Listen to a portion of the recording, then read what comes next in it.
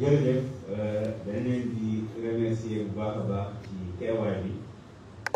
ndax détail bi ñu koy dox xawoon na jàmm mais c'était nécessaire di commencer par wax ni xëy na dina am ñoo xam ne bokk nañ ci ñi accompagner projet bi moo xam ci wàllum way la wala bépp xeetu aar te peut-être teewuñu fii loolu nag li ko waral mooy am na ñu bëri si ñoom jéem nañu rentrer en contact ak ñoom ñenn ñi jéem nañu di jël seen ay contact mais xam nañ ne ñi ci dox ëpp na li nekk fii waaye dinañu xool naka la ñu koy d'abord par rapport ak ñi nga xam ne ils n'ont pas eu la chance en tout cas d'être là wala l'occasion d'être là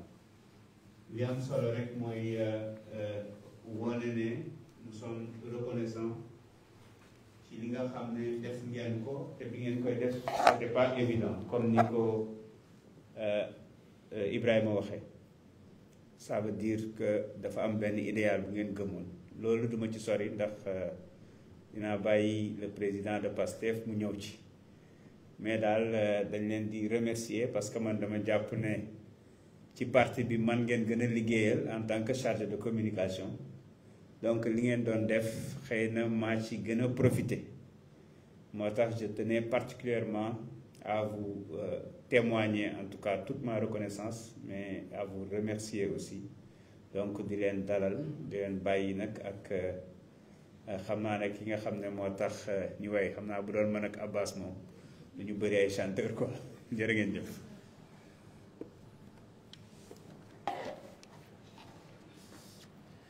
merci beaucoup El Hadj Malick je crois que dégg naa am nga chanson yu bëri waaye riiti daara Jolof yi ñu ngi leen di gërëm di leen sant di rafetlu jotaay bi. la présentation la fàtte ñoom ñu présenté wu ba pare wala pour ñoom ñu présenté wu ba pare wala. donc di leen remercier bu baax ci teewaay bi doon wax mbirum présentation mais defe naa def naa nuyoo kenn ko ne ci ñoom. xam nañ leen ci seen production peut-être moins ci image di leen jaajëfal te am mbégte ci dalal leen dalal waroon na am bu yàgg ndax Alaaji Malick bii defe naa bu ñu génnee ci élection yi une semaine plus tard laa ko ne utal ma numéro l'ensemble des artistes yi nga xam ne jot nañ produire quelque chose pour ñu gisee ak ñoom. Ça n'a pas pu se faire malheureusement ci période boobu ci diggante bi nag mbirum gouvernement dab ñu ba tey la ko yàlla tudd. Rencontre bii nag du ma ne c'est une première du genre parce que jot naa dalal fii il y a quelques jours quelques semaines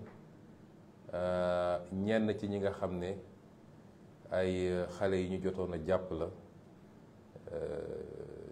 tëjoon leen ak ñi nga xam ne peut-être am nañu ay tolof-tolof ci seen yaram.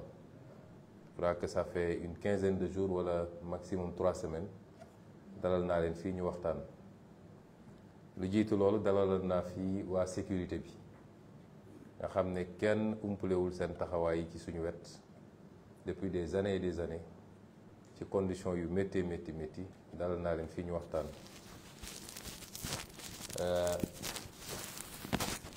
génnoon naa it ci kaw invitation jeunesse patriotique ci daje bi ñu amoon fële au Grand Théâtre.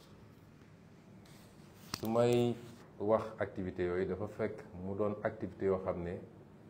dañ leen dérouler ci cadre politique ci cadre parti bi et non pas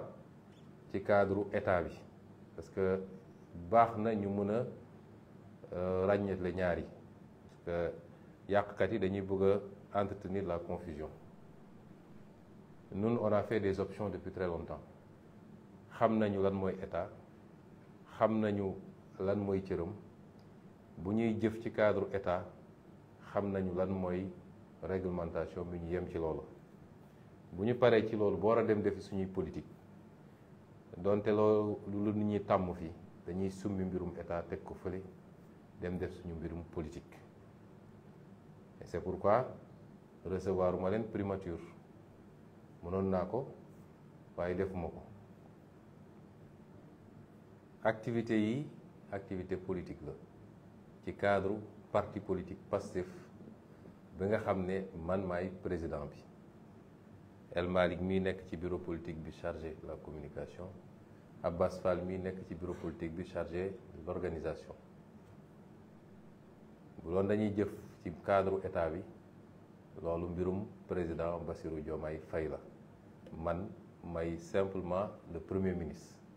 Donc ñaar yooyu il faut ñu différencier ko.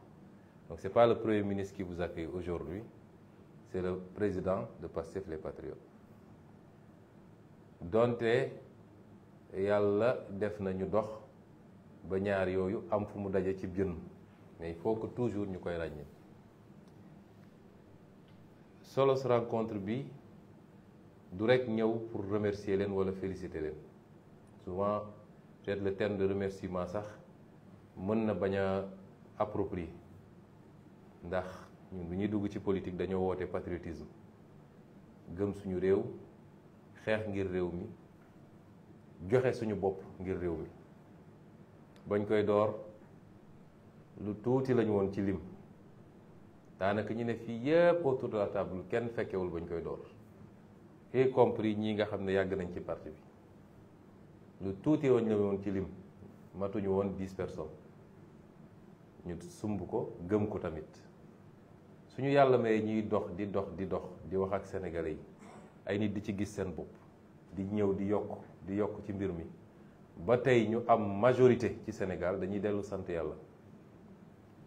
waaye fàttali ni kenn ku nekk ku ñëw rejoindre projet bi rek bul musa fàtte ne ba ngay ñëw du suusal buñ la fi diggoon, du mburaake buñ la fi diggoon, te musuñu wax kenn ñëw leen ñu dem xeex bu ñu gañee daal di séddoo réew mi. suñu discours ça a toujours été constant. Patriotisme la ñu woote, te patriotisme nag la xew yépp am na solo, waaye tey la patriotisme di commencé. xam ngeen bi yonent bi alayhi salaam ne jóge nañ ci jihaad bu ndaw ña ngay dem ci jihaad bu mag, ñëpp dañ ne woon kii li muy wax ni nit ñi xeex fi ay xare ay bakkan rot fi ay nit gaañu fi nee na boobu mooy yoon bu ndaw bi parce que bi mu demee ba yàlla jox ko léegi lenge yi boobu la xam ni défi bi foofu la commencé la ca des yëpp échauffement la woon défi baa ngi doog a commencé li tax défi bi door a commencé mooy li ñu diglanteeg Sénégalais yi taalaa kulli xaal dañ ko def incha allah muy benn waaye ñëpp xam nañ ni li tax ñu mën ko def xeex bu rëy la ñaareel bi mooy nguur dafa ànd ak tentation nit dina taxaw tey bëgg laa laaj loo xam ne xelam xalaatul woon mu laaj la ko démb lan moo tax parce que jàpp na ni fi mu toll nii war ngaa diis te fekk tey nga gën a oyof nag bu dee rek da ngay yor te jaarale ko ci yoon moo tax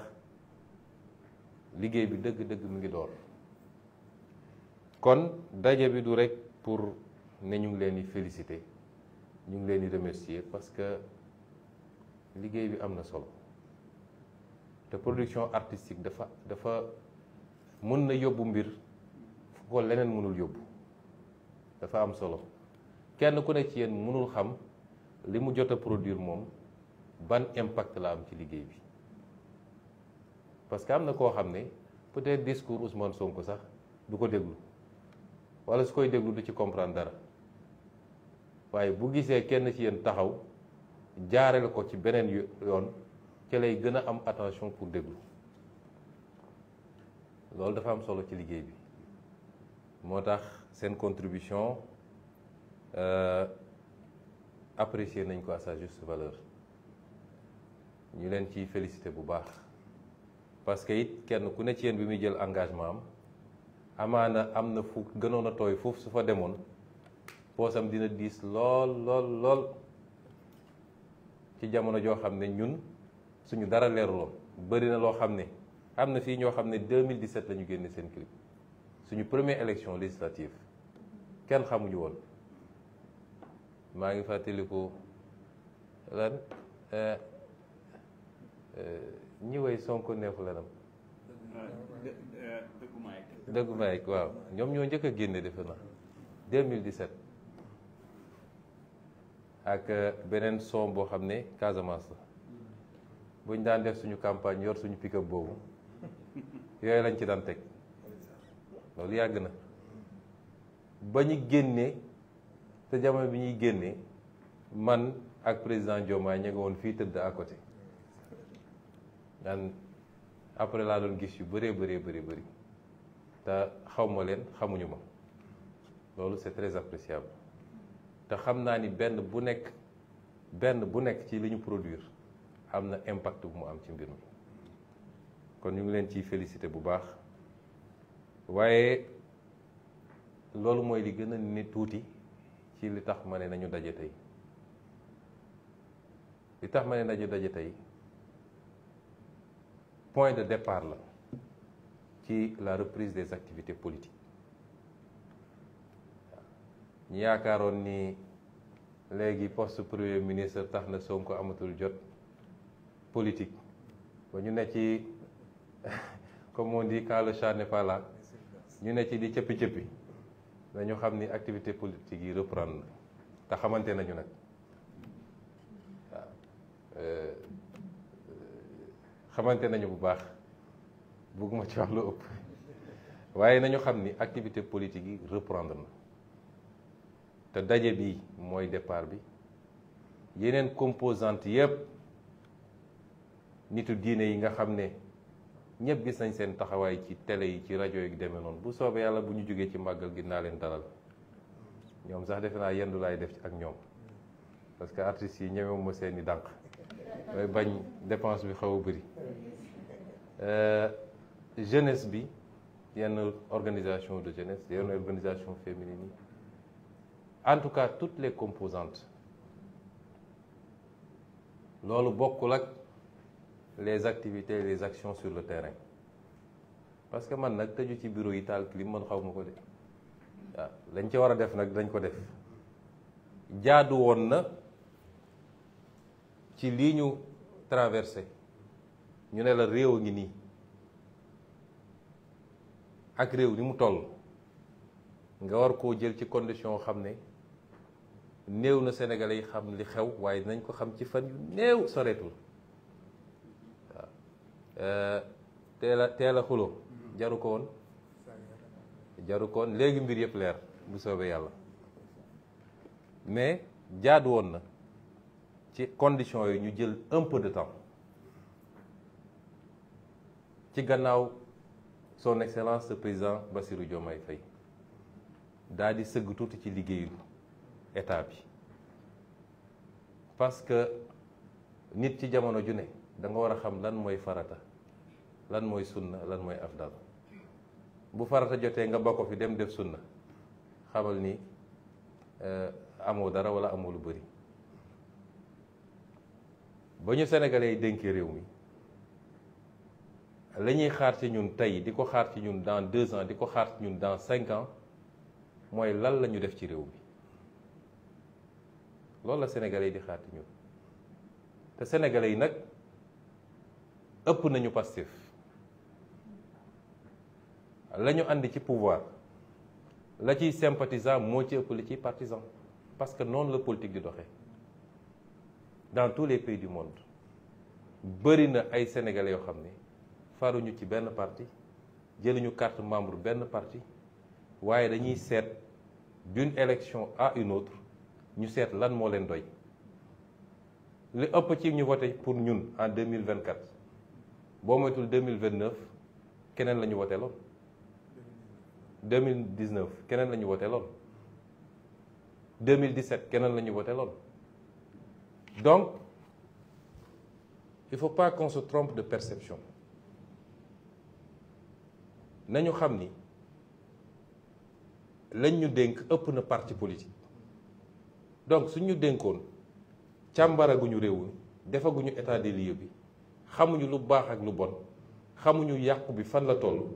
ñu bàyyi loolu yépp nekk ci mbirum parti politique defe naa Sénégalais yi nañ ñu gaaw a jëppi moo tax dégg nañ ñu ne ndax par essence sénégalais moo impatient ci ñaari weer ñetti weer nit mun a taxaw ne déggatuma gaa yi gisatuma gaa yi won nañ ñu gannaaw waa gaa yi ci lan la ñu nekkoon ña ngay xëy fajar ba 2 heures du matin nekk ci li tax sénégalais yi wóoluñu ci loolu la ñu nekkoon loolu doo ko fi bàyyi naan maa ngi accordé audience à des militants suba ngoon bëgg lu neex militants yi du tax ñu def ko ndax nag bu ñu fàtte suñu contrat dans le parti politique mooy on a toujours été très clair avec les militants chaque chose en son temps kon jaadu woon na ci weer yooyu weesu te jeexagul sax ñu sëgg ci loolu yàlla may nañu ñu liggéey ci lu ama am solo dégg naa ñenn ñi naan amuñu programme ils ont vendu un rêve aux Sénégalais dinañu gis ci fan yi ci ñetti temps nag ndax nun lu ñu mus a def dañ ko teg ci stratégie suñ leen puusalee benn te noonu la mus a doxee xanaa léeg-léeg nit ñee xaw a gàtt souvenir rek waaye ni ñu doxalee ba egsi ci élection ba yàlla jox ñu ko rek war nañu xam ni ñun duñu ay como te dañuy liggéey teg ko ci temps teg ko ci stratégie te noonu la ñuy yoree état bi moo tax ñu ngi ci temps évaluation état des lieux te bu ñu sottee ba ne Sénégalais yi lii fi ne ragal naa am na ñoo xam dootuñu génn ci réew mi de dootuñu jox ci mbedd mi moo tax teel a wax ji jaru ko wala dañoo sentir ni mu ngay ñëw ñu gaawantu njëkkante télé yi takk seeni rajo waaye jaru ko dinañu wax Sénégalais yi fait chiffre date bu leer nañ loolu benn temps la am na yeneen ñaari temps yu ciy tegu loo xam ne je ne vais pas vendre la mèche waaye lépp ci semaine yi rek la ci semaine yi rek moo ko waxee nag xam naa ni am na ñu dul nelaw tey ndax xam nga man yàlla may na ma lu tuuti sama diggante gaay yi du ma leen déglu du ma leen seetaan toppatoo ma lu ñuy def waaye defe naa suñu xëyee soo bëggoon jot dégg naa sax samay ñàngal la ñuy wax léegi ma ne ah gars yi kon tiit nañu ñàngal la soo ko ma leen dese kon lépp dañ koy teg ci yoon ak ci temps parce que nag dañu xam suñu responsabilité de dañu xam suñu responsabilité gis nga fii nii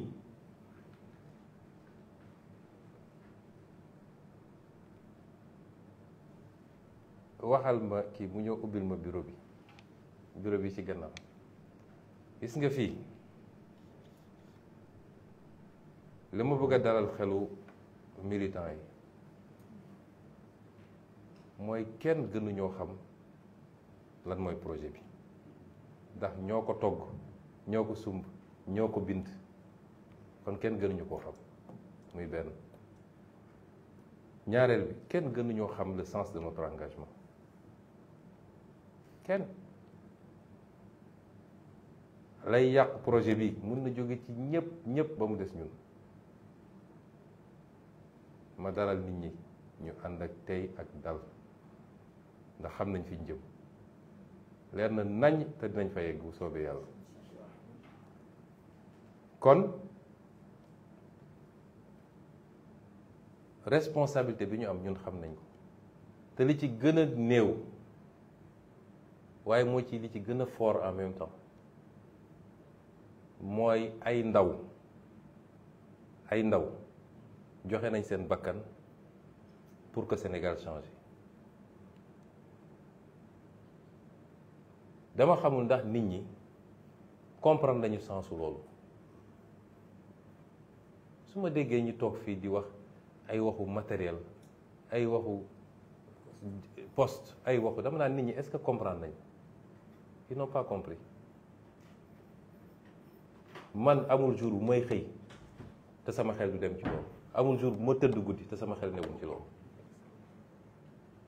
amut waaw kon li ñuy def dimension bi mu nekk du dimension bu ñu xam ci politique dimension bi ñu xam ci politique fii Sénégal ñu newuñu ci dimension boobu président Diomaye chaque jour su dara amee wala ñu gis benn affaire da koy naqari ci yàq-yàq yu ñu yàq réew mi da koy naqari et chaque fois la même phrase la may wax mu ne ma gis nga lii ñun mënuñu ko fàtte ça ñii ñan ñoo ci am 30 ans amul daanaka lan moo tax ñu dem c'était pour que le Sénégal change président Diomaye loolu la may chaque fois mu ne ma est-ce que xam nga ni ay nit dee nañu nit ñi dañoo fàtte ni ay nit dee nañu pour réew mi changer dañu fàtte loolu moo tax ñun mënuñu ne fii gis nga les avantages yi ànd ak pouvoir yàlla métim xam na ni man gisuma ko parce que amul solo bu ñu tombé woon ci loolu rek on a trahi ces gosses là te bu boobaa nag la ñuy rendre compte suñu borom parce que ban hommage la ñu mën a rendre xale yi mooy ñu ne ci 5 ans def nañ lii ci Sénégal ci 10 ans def nañ lii ci Sénégal coppite bi ñu doon wax ci Sénégal def nañ ko ba ñu gis ko c'est ça l'enjeu aujourd'hui te ci loolu la ñu nekk subaak ngoon guddeeg bëccëg moom il siège au gouvernement xam na li ñu wax te duñ ci am lu ñuy lam-lame El Malick Ndiaye bii il est ministre dans mon gouvernement bu ma xëyoon ñu ne ma jox nañ ko 200 000 francs mu jël jour boobu il sera pas ministre dans le gouvernement bu ko jëlee midi et demi il ne sera plus ministre loolu amuñu ci luñ ciy sédd ak luñ ciy calculer ba tax la ñuy woo ñëpp mooy li ma démarré léegi liggéey baa ngi doog a door challenge bi dëgg mi ngi doog a commencer mu interpeller chacun d'entre nous yéen en tant qu'artiste ndax seen mission dafa jeex keroog bu ñu neen fal nañu président Bassirou Diomaye Faye ngeen dem aj seeni kooraa neex ñu xaar prochaine élection wala kenn ku ne ci yéen projet bi mu gëmoon ba tax mu tëju fenk li muy fenk woy ko day ñëw ànd ak projet boobu accompagner ko kenn ku nekk nag ci domaine ba nga mëne loolu mooy questionnement bi il faut ñun ñëpp ñu nekk ci beneen niveau ci conception suñu relation ak la chose publique mais suñu conception suñu responsabilité ci projet bi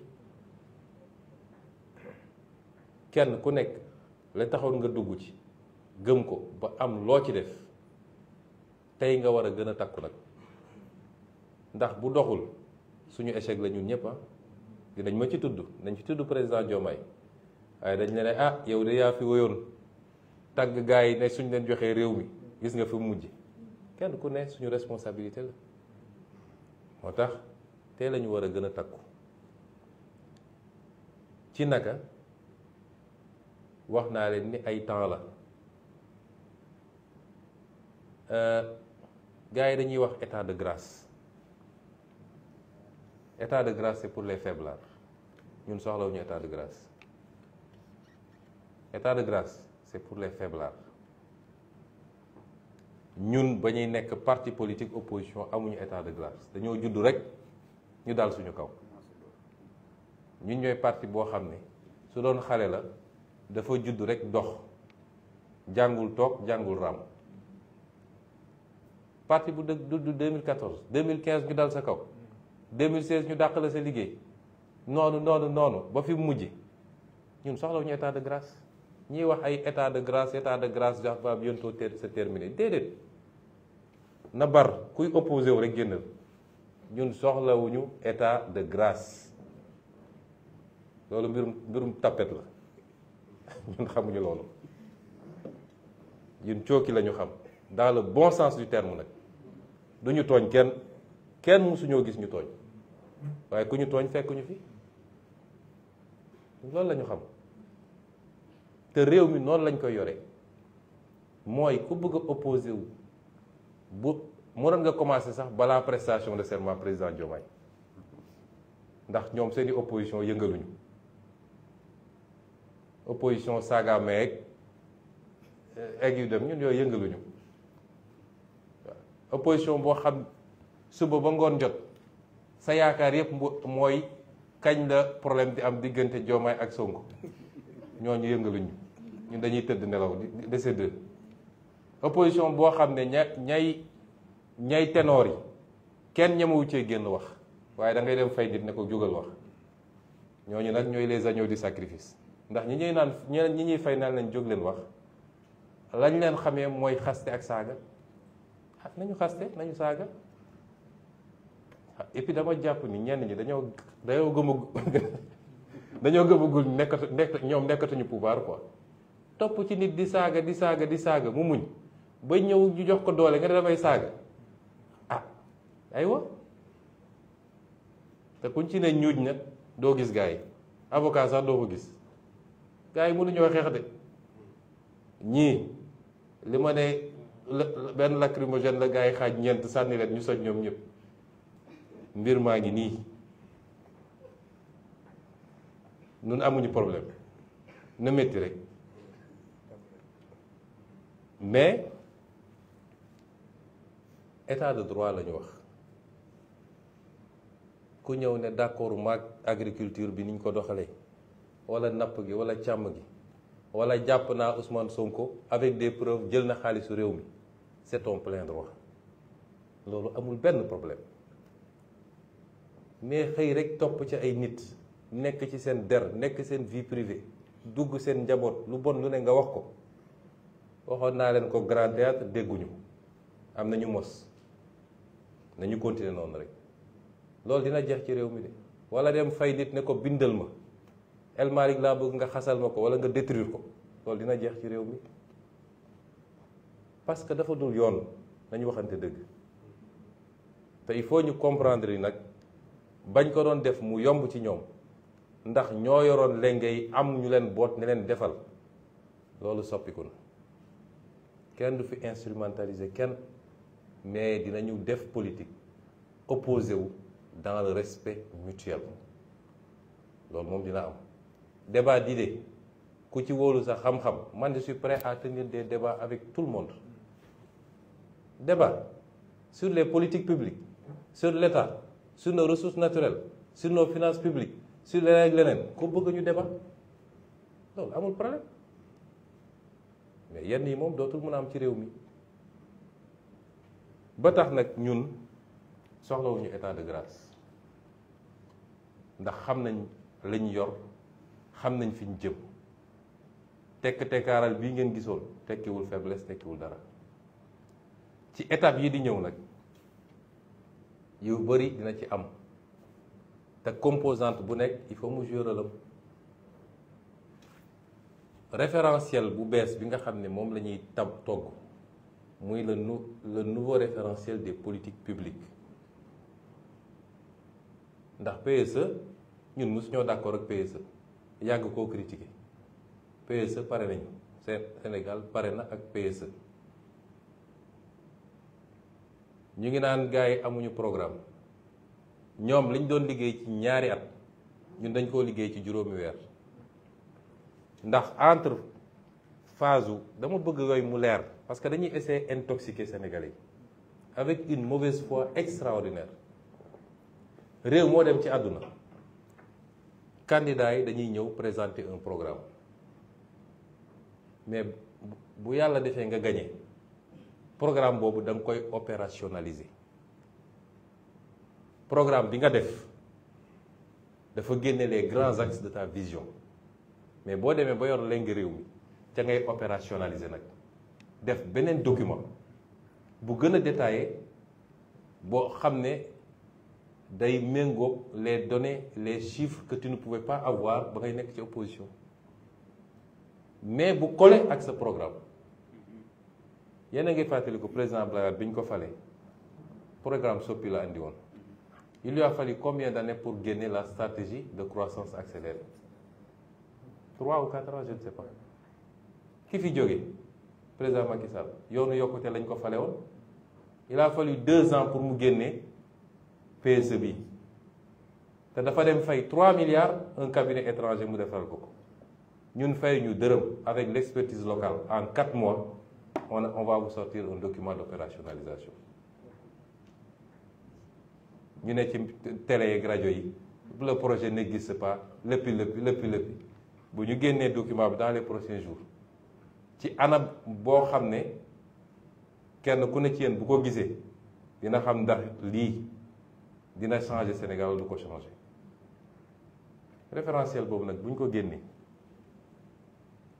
la liggéey bi di lancé wu dëgg-dëgg te liggéey boobu dafa laaj vulgarisation dafa laaj communication dafa laaj sensibilisation ñu koy def nag ak toutes les composantes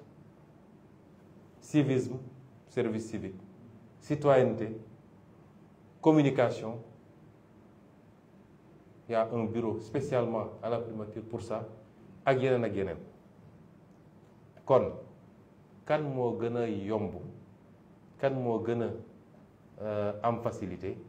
ci tasaare message wala vulgariser qu'un artiste amul kon seen mission jeexagul mu ngi doog a commencer et c'est pourquoi est un artiste de qualité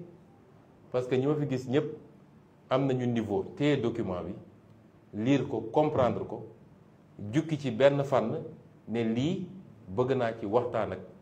telle catégorie de la société ñi fi nekk ñëpp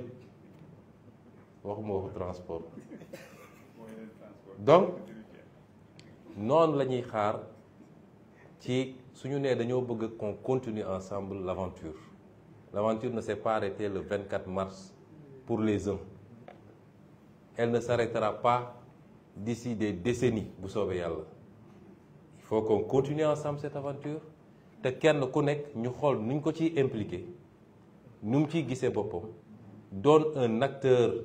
de la transformation structurelle bi ñu wax fii ci réew mi doon joxe sa participation wala continuer di joxe sa participation c'est pourquoi mënuñu am une vision très réductrice ñi fi waroon teew war nañoo ëpp ndax am na d'autres types d'artistes wax naa ko El Malick y en a ñoo xam ne par la peinture ils ont beaucoup travaillé à vulgariser ce qu'on est en train de faire am na ñoo xam ne par d'autres moyens et on va continuer à élargir keroog bi may installer le comité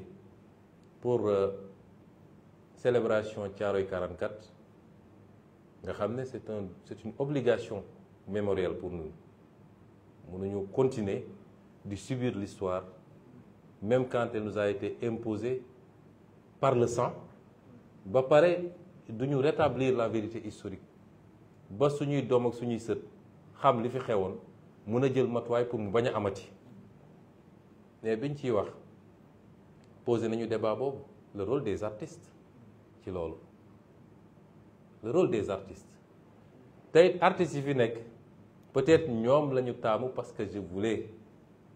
si sama tur ak ci turu président Diomaye vous remercier mais li may wax nii ëmb na artistes yëpp nag ça n'exclut aucun artiste même ku ne man je ne fais pas de la politique intéressé wu ma il faut que ñu jàng séparer ñaar mun nga bañ a politique mais gis ni lii baax na ci réew mi en tant que citoyen nga ne lii dama ciy dugal sama loxo loolu bokkul ak politique jëndoo carte de membre demoo ci meeting ànd ak truc mais lii état bi da koo bëgg a def par exemple ci mbay mi fexe ba remobiliser Sénégalais autour de l'agriculture nga ne man artiste la te am naa ñu may déglu am naa sama public bëgg naa jàpp ci lii parce que lii su doxee réew mi naat ça n'a pas de rapport avec la politique c'est pas un engagement politique mais les gens font souvent l'amalgame noonu nga xam ne imam biy def prêche am wala prêtre biy def sermon jàpp na ni lii baax na suñ ko defee mu ne tey dinaa xutba ci retour à l'agriculture wax ak ndaw ñi mais loolu est-ce pour autant que il est devenu un partisan de Pastef non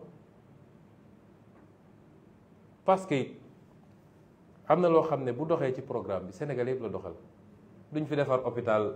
de dernière génération ñu ne waa Pastef rek a fiy faju ñëpp a ciy faju tali yi bu baaxee duñ ne waa Pastef ñoo ciy dugg ñoom kese leneen ak leneen s'il y a de l'emploi les gens les entreprises recrutent indépendamment de la coloration politique moo tax ñun ñëpp suñu préoccupation moo war a doon na réew mi dox kon yeneen phase yaa ngi ñëw débat yi ñuy posé yëpp am na ñu dem ba bëgg a jàllale ci bopp nit ñi sax que oui on veut passer l'éponge impunité et cetera non loolu yëpp am mais lu nekk ak temps rek lu nekk ak temps bi ma recevoir fii les anciens détenus defe naa bi ñu génnee néew na lu ñu waxati ci mbir mi ndax am na lu ma leen wax ci biir néeg te duma ko wax ci biti ndax stratégie du lu ñuy wasaare ci mbedd mi mais ay nit su ngeen àndee nga ànd ak nit démb ak barki démb wóolu ko mu doy la ci njiit di def ngay gis bu la nee toogal ànd ak dal toogal nga may ko su toogee nag suñu toogoon 1 an 2 ans gisuñu dara nit ñi mën nañ ne ah ñun de xamatuñu mais quelques semaines jarul yëngatu kon ci gàttal gudd na ba pare sax mais solos waxtaan bi entre autres lii la woon te nii ma ko defee génn noonu lañ koy continuer def am na yoo xam ne sax damay déplacé wu ci terrain bi ciblé des quartiers ou des villes dem waxtaan ak nit ñi portage la boo xam ne mënul ñàkk parce que dans notre conception xam ngeen Sénégal lu ko mës a gàllankoor fii ñi fi toog kan ci yéen moo mën a génneel ñaari axe PSE plan Sénégal émergent ñaari axe yow maîtriser nga yow mën a wax fii est-ce que am na même intellectuels yi ñu naan intellectuel lañu très peu connaissent ce document loolu nag mooy erreur gouvernance ku ñu fal nga tëju sa palais tëju say bureau taal say clim woo say expert ñu defar sa document nga ne yaa ngi koy doxal te ñi war a porter document bi xamuñu ko ñi war a porter document bi xamuñu ko ñun suñu nee dañuy defar on va présenter bientôt aux Sénégalais le plan la vision Sénégal 2050 xam ngeen suñu yitte mooy lan ñu dem ba sénégalais ki yor taxiem di dawal boo ko laajee ci vision 2050 su xamul lépp it dina mun a jukkil dara lu jëm ci secteur am peut-être ne la ah lii de nee nañ dañ koy def te nii lañ ko bëgg a defee te suñ ko defee dina baax parce que kooku bu xamee loolu dina la mën a gunge ku xamul foo jëm mun la gunge donc le portage du projet, la réalisation, la réussite va dépendre du niveau appropriation populaire bi document bu ñu ko génnee sénégalais war nañu xam ñii fan lañ jëm fan lañu bëgg a yóbbu dans 5 ans dans 10 ans dans 15 ans dans 20 ans loolu il faut que sénégalais xam ko c'est extrêmement important. Ça conditionne la conduite du changement et la réussite dans la réalisation kon loolu du liggéey bu ndaw artistes yi am nañ ci cër bu ñu paree yëpp dañuy def ay atelier dem tëju quelques jours quelque part ñu ne tey artistes yi la ñu ñëw génne programme bi experts yi def exposé nit ñi poser seen question ngeen comprendre lii lan la bu ngeen koy restituer dina yomb noonu lañ koy defee ak beneen segment kon ñun xam nañ fi ñu jëm te dama koy wax toujours gannaaw yàlla gisuma lu ñu mën a tere réussir incha allah ndax réew boo amee yéene ci réew mi bëgg réew mi jub ak jubal loxo yi set vision bi leer programme bi dëgër kon delluwaat gërëm leen bu baax ne nag dama inversé affaire bi parce que bi may ñëw damay ubbi rek sànni ci débat bi ne leen kenn ku ne dama bëgg ngeen wax ma naka ngeen gisee affaire bi c'était pour tester un peu les sensibilités voir aussi le niveau de compréhension ak l'analyse que les gens se font de la situation fi ñu toll nii mais suñu commencé rek taxaw bi day métti teewul dinañu delloo kàddu gi déglu leen ci seeni préoccupation seen analyse aussi am na solo seen gis-gis ci mbir mi ak seeni suggestion seeni recommandation parce que yéen a ngi nekk en contact ak ay nit yoo xam ne man nekkuma ak ñoom en contact président Diomaye nekkul ak ñoom en contact te loolu dafa am solo aussi ci liggéey bi merci beaucoup kon ma bàyyi El Malick.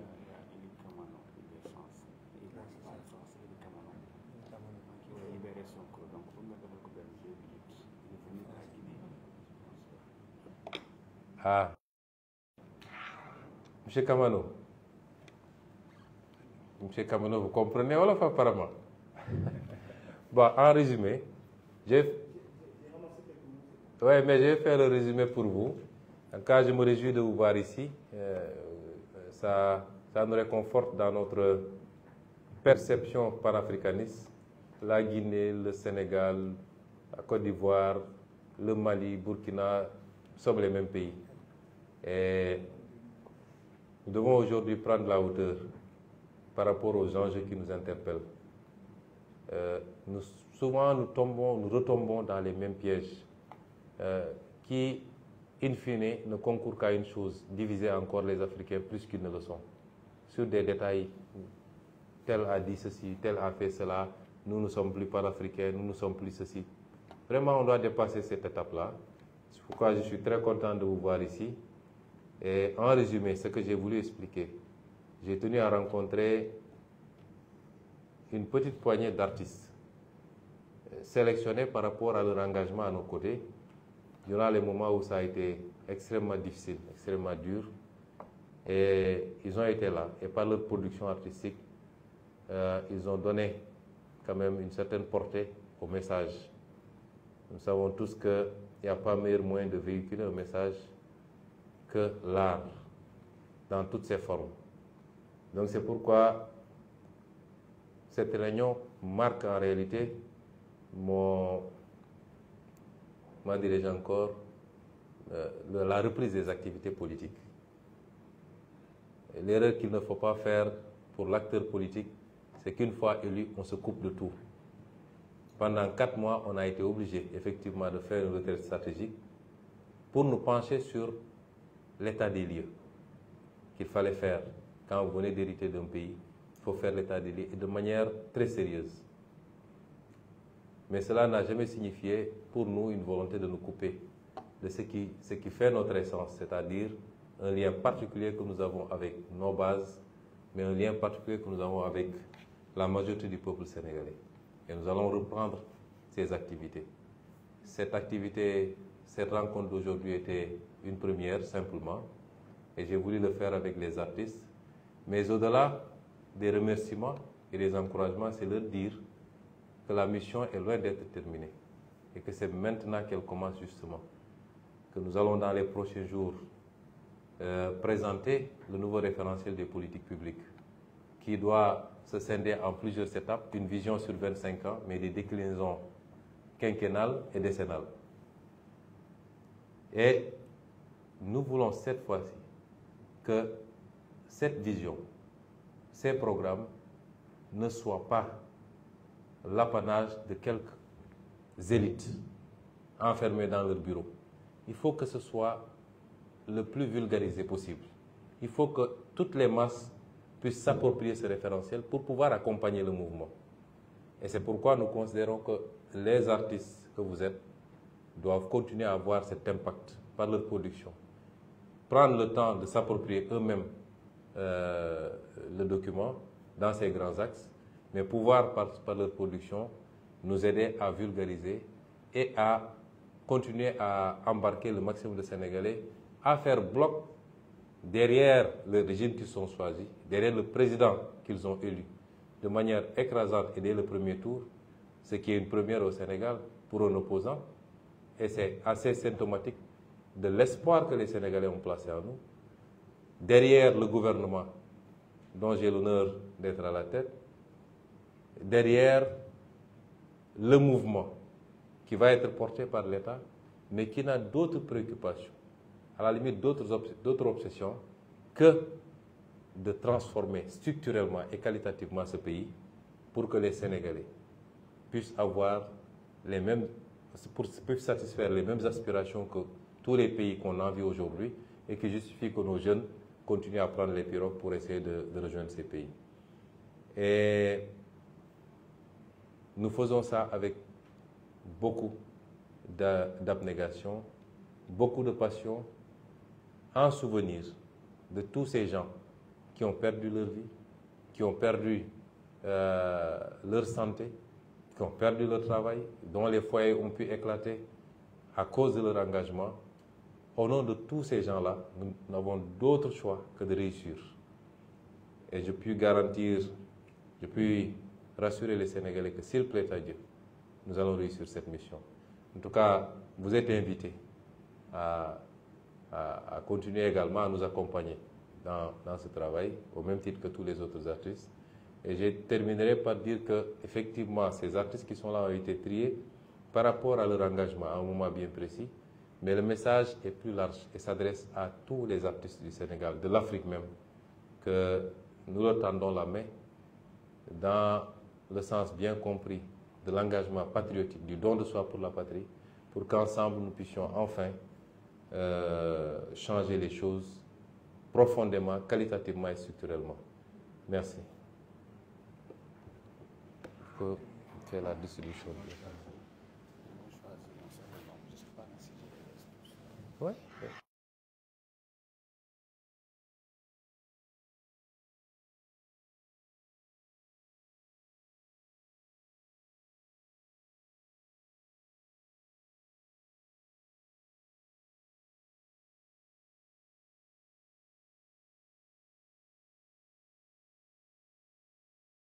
Je pense qu'on va laisser à chaque artiste au moins 2 minutes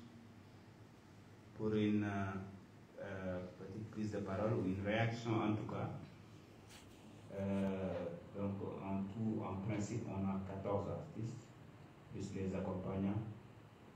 Ça peut nous faire une trentaine de minutes avant de clore le débat. Je vais commencer peut-être par Madame Sey. qui était déjà choisi en tout cas pour parler de femmes, mais on va faire le tour. On va prendre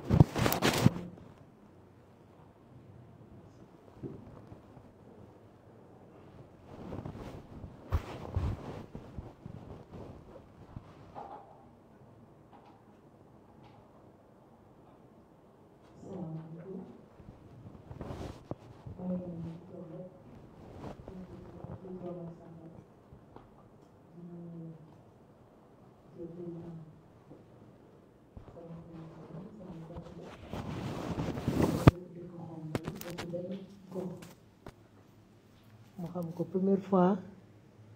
ma yegg ci seenu defe naa clôture meeting bi ma ko nuyoo loolu la ma njëkk a wax kon loolu mbégte la di nuyu sama mbokk artistes yëpp di wax maa ngi leen di nuyu ma cité ci tuuti rek ku mel ni Mortala moom tamit sama ami d'enfant bu borom kër la kilifa maa ngi leen nuyu bu baax Pape Birahim sama rakk yi fi toog yëpp Youssou am naa mbégte bu baax tey ñu teew fii kii ma àndal nag moom mooy sama kilifa damay wax en tant que artiste mais nit ku nekk sa borom kër nga am ca 20 ans ñu ngi ànd fu ma mës a dem rek maa ngi moomay ànd